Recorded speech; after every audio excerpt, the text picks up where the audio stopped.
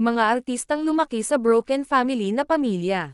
Part 1. Number 1. Luis Manzano. Si Luis Manzano ay anak ni Edo Manzano at Vilma Santos. 4 years old pa lang si Luis Manzano noon nang maghiwalay ang mga magulang nitong sina Vilma at Edo Manzano. Number 2. Pia Wurtzbach. Ang Miss Universe na si Pia Wurtzbach ay bata pa lang pinasok na ang showbiz, dahil gusto niyang matulungan ang kanyang ina, dahil iniwan sila ng kanyang German dad dahil umano sa babae. Number 3. Herlin Budel.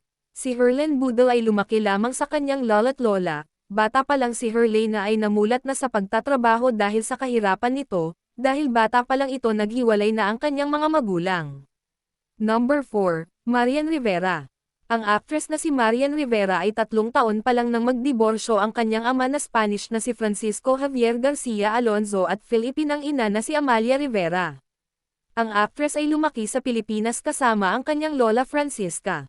Number 5. Coco Martin. Ang actor at director na ngayon na si Coco Martin ay namulat noon sa kahirapan at nagsusumikap makamit ang mga pangarap para matulungan ang kanyang lola na nagpalaki sa kanya, dahil bata pa lang ito nang maghiwalay ang kanyang mga magulang na sina Maria Teresa Pacheco at Ramon Nasianeno.